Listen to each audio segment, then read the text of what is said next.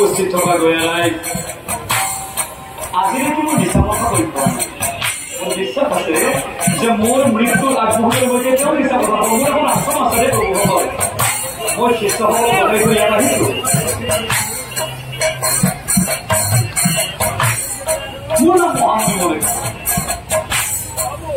মই তীৰ্থ ভ্ৰমণ কৰাৰ নিমিত্তে আহি নিশা মই ধুনীয়া বতাহত কৰি মই এখেতৰ বিহুত আছে। তেখেতে সুন্দৰকৈ এজনী গৃহিণী দায়িত্ব পালন কৰিছে। নিশাটো সুন্দৰকৈ পাৰ হৈ গৈছে। এই ৰাতিপুৱা মই এক জেগাত থাকিলে হ'বনে? মই তীৰ্থ ভ্ৰমণ কৰা মানুহ। মই যেতিয়া অন্য স্থানলৈ যাব খুজিলেও মই কলো যে আই মই এতিয়া তোমাৰ পৰা বিদায় লওঁ, মই অন্য স্থানত যাম। লগে লগে তেখেতে কৈছে যে মুনিবন মই কথা নাপাওঁ যদি বেয়া নাপাওঁ। মোৰ কথা হ'ল যে এখেতে কি কৰিব কি হ'ব সুধিলে কিবা আশীৰ্বাদ ল'বই বিচাৰিছে। মোক ক'লে যে মুনিবন মই এইজন স্বামীৰ লগত থকা মোৰ ইচ্ছা নাই, মই আপোনাৰ লগত যাম। মই হ'বলৈ ৰাতিপুৱাই কি কথা শুনি কম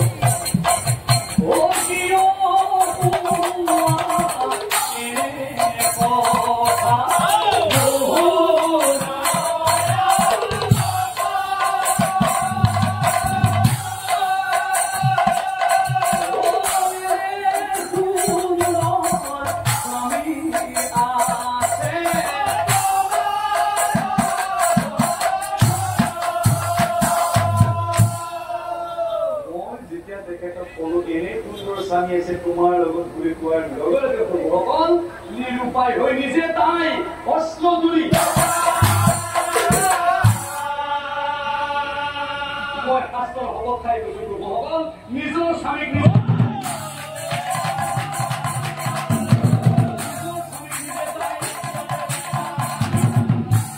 লগে লগে দুষ্ট নাৰীজনী আকৌ আপোনালোকে এইবাৰ ভাবকচোন ৰাষ্ট্ৰপল কোনোবা নাৰী এজনী নিজৰ স্বামীক এনেকৈ কেতিয়াবা কাটিব পাৰিব?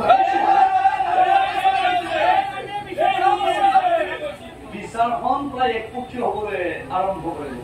প্ৰভুসকল হয় এখাদে ঠিকেই কৈছে যে কোনো নাৰীয়ে নিজৰ স্বামীক এনেকৈ কেতিয়াও কাটিব নোৱাৰে, যিহেতু এই কৰ্ম আমি আগতে দেখাও। বিচাৰখন একপক্ষীয় হৈ গ'ল। প্ৰভুসকল সময় আৰু অপচয় নকৰে। আমি খুব ধৰণত আমি উপনীত হ'ব লাগে। আমাৰ ৰাজহুৱা কাম কৰি আছে, গতিকে মুনিয়ে এই জঘন্য কাম কৰাৰ অপৰাধত তেখেতক এনেকুৱা এটা শাস্তি দিয়া হওক, তেখেতক এনেকুৱা এটা শাস্তি দিয়া হওক যাতে ইতিহাসত লিপিবদ্ধ হৈ থাকক এই কৰ্ম আৰু ভৱিষ্যতলৈ কোনেও কৰিবলৈ। গতিকে মোৰ বক্তব্যটোহে কৈছে আৰু যদি আপোনালোকৰ যদি গ্ৰহণযোগ্য নহয় মোৰ প্ৰস্তাৱ বৰ উঠাই মোৰ মতে এখেতক এনেকুৱা এটা শাস্তি দিয়া হওক মুনিৰ দুয়োখন হাত কাটি দিয়া হওক, মুনিৰ দুয়োখন হাত কাটি দিয়া হওক। এই কথা কৰি একো ডেকা ৰৈ নাথাক।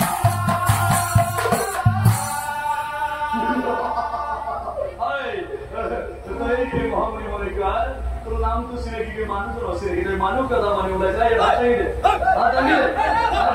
মানুহ কথা মানুহ ওলাইছা মানুহ কথা মানুহ ওলাইছা আচলৰ হাতত বহি গৈছে আজি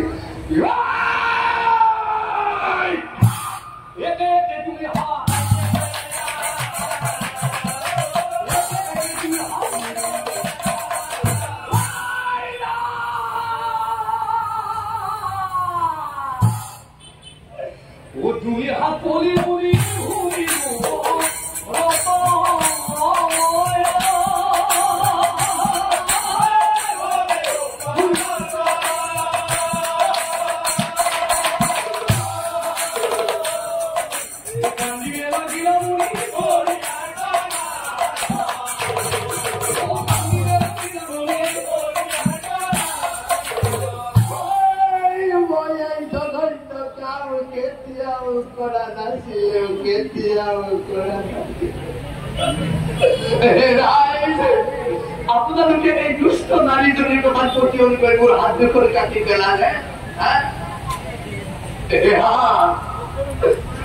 জন্মৰ পৰা সেই তহত মোহৰ লগত আজি এই ধৰি যাম মই বিনা দুখন ৰাইজ আপোনালোকে মোৰ এই হাত দুখন পেলাই নিদিব।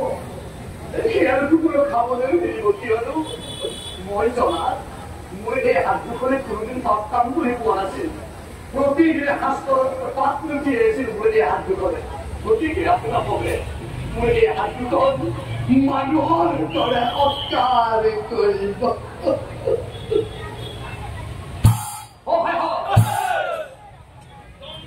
আমি একদম ভাল কাম নকৰিলো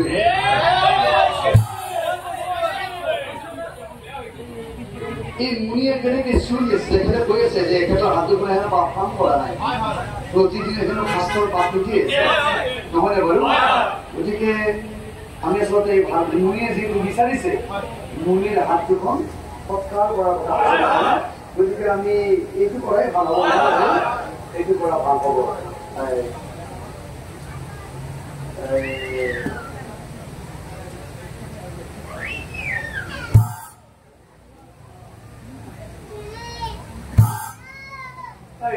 হেৰি নাৰী যদি গিৰিয়েকখন চলা আছে মুনিয়ে যিহেতু বিচাৰিছে এখেতৰ হাত দুখন সৎকাৰ কৰাৰ কথা গতিকে মুনিৰ এই হাত দুখনৰ লগতে সেই নাৰীজনীৰ গিৰিয়েকো সৎকাৰ কৰিব এই কিছু মানুহ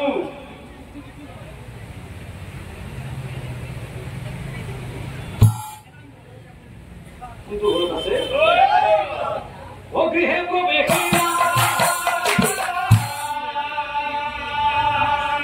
আচৰিত কাণ্ড দেখো আচৰিত কাণ্ড দেখো মুণ্ডটো মৰা নাই কথা কব আৰু সেই কথা মুণ্ডটো বাৰে বাৰে কৈ আছে মুনি খনিয়ে পাইছে ও ভয়তে সকলোবোৰ ওলাই আহে সকলোবোৰ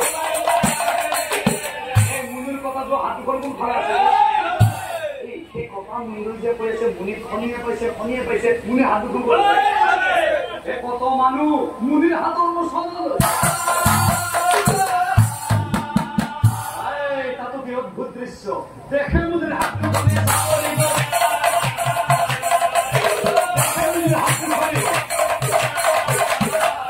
অদ্ভুত দৃশ্যৰ সন্মুখীন হল বেয়া লাগে আৰু এইফালে মুনিৰ কি হল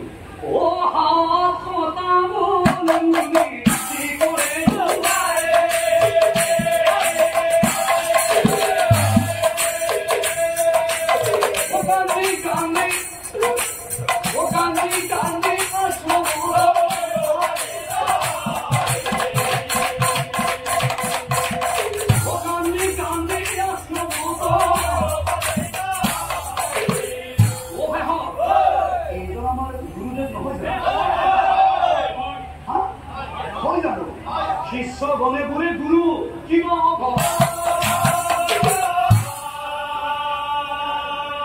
গুৰুদেৱ হাত দুখন কি হল গুৰুদেৱ আপুনি নীৰৱ কিয় হাত দুখন হল কি কান্দি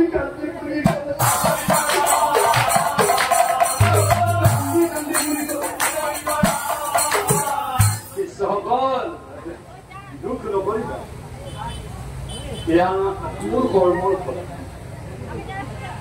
মই জনাত মই হাত দুখনে কোনোদিন পাপ কাম কৰি পোৱা নাছিল গতিকে সন্ধিয়া সময়ত শাস্ত্ৰৰ পাঠ দি তেতিয়াৰ পৰা হয়তো নোৱাৰিম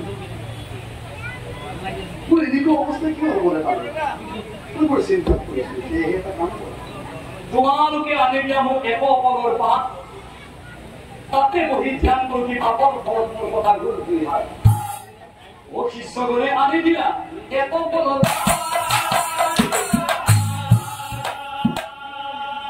পাতা তুমি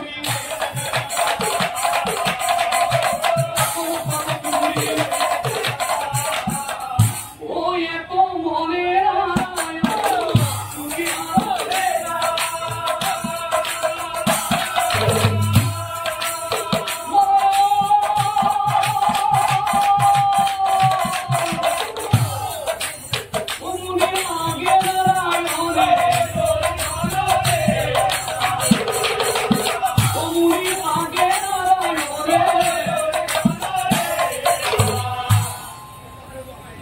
মহামুনিৰ মনৈক্যৰ ওচৰত সে অনন্ত কোটি ব্ৰহ্মাণ্ডৰ হৰি হৰিকে জগতৰ ঈশ্বৰ নাৰায়ণ আবিৰ্ভাব